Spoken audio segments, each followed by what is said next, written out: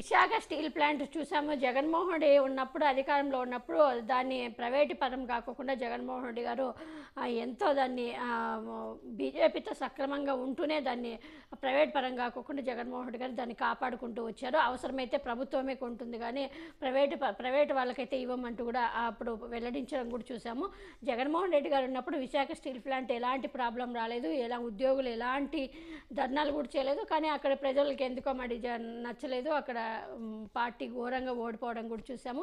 జగన్మోహన్ రెడ్డి గారు ఎన్నికల ప్రచారంలో కూడా చెప్పారు, గాజువాక ప్రచారంలో మీరుగిన టీడీపీ బీజేపీకి కూటమికి గిన ఓటేస్తే, జనసేనకి గిన ఓటేస్తే మీరు విశాఖని వాళ్ళు అమ్మేస్తారు, ప్రైవేట్ పరం చేసేస్తారు, మీరే ఒప్పుకున్నట్టు, ప్రజలు ఓటేస్తే మీరే ఒప్పుకున్నట్టు, వాళ్ళు గెలిస్తే అని కూడా జగన్మోహన్ రెడ్డి గారు చిలకలకు చెప్పినట్టు చెప్పారు.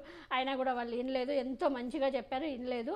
ఈరోజు మళ్ళీ రోడ్డు ఎక్కి ధర్నాలు చేస్తున్నారు, ప్రైవేట్ పరం చేస్తున్నారు. అంటే ఇందులో తప్పు ఎవరిది అనేది వాళ్ళే తెలుసుకుంటే బాగుంటుంది. ఎందుకంటే 5 ఏళ్ళలో ఎంతో ప్రశాంతంగా విశాఖ స్టీల్ ప్లాంట్ నడిచింది. కానీ ఇప్పుడు ధర్నాలతో ఇంకా స్టార్ట్ అయిపోతుంది. విశాఖ వీళ్ళంతా రోడ్డు ఎక్కి విశాఖ స్టీల్ ప్లాంట్ ప్రైవేటీకరణ రద్దు చేయాలంటూ కూడా డిమాండ్ చేస్తూ జాతీయ రహదారిపై కార్మికుల నేతలంతా ధర్నాలు చేశారు. హామీ ఇచ్చి 2 నెలలు గడుస్తున్నా కూడా కేంద్రం ఎలాంటి నిర్ణయం తీసుకోలేదని కూడా కార్మికులు ఆవేదన వ్యక్తం చేశారు.